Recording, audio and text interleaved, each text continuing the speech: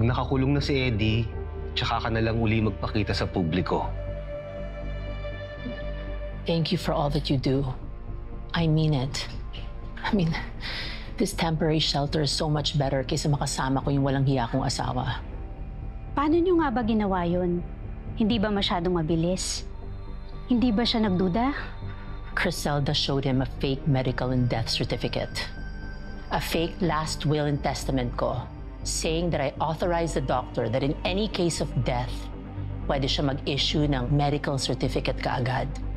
Na pwede ako i-cremate ASAP, na wala nang burol pa. And I knew Eddie would believe it because he knows that I don't like people looking at my face na wala akong control sa itsura ko. So, pinadala sa kanya ang abo mo? Yes.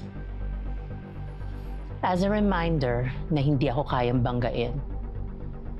That I am a phoenix that will rise from my own ashes. Like literally. Ma'am Belma, kailangan niyo makita to.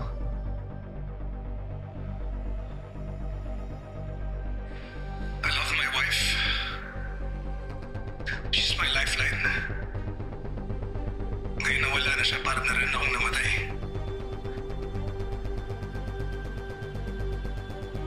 Sana ako na lang yung nawala.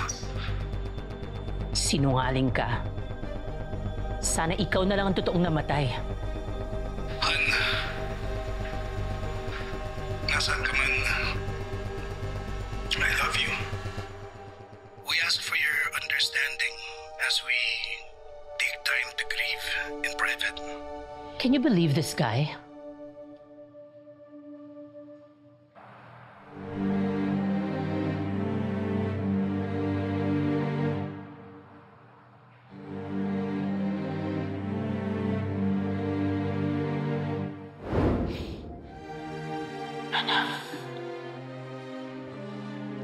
Patawarin mo ko.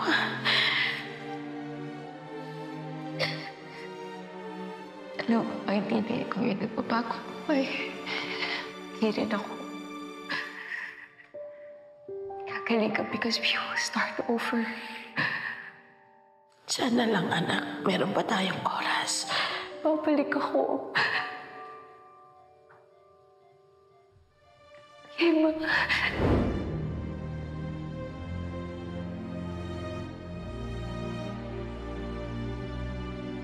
When I go to jail,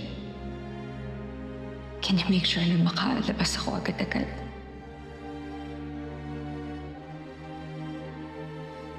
Akong bahala sa'yo, Shari. Really, Narina, I really cannot stay there for long. I have other things in my life that needs my full attention. Naiintindihan kita. Huwag ka mag-alala, saglit lang to. Makakalaya ka rin.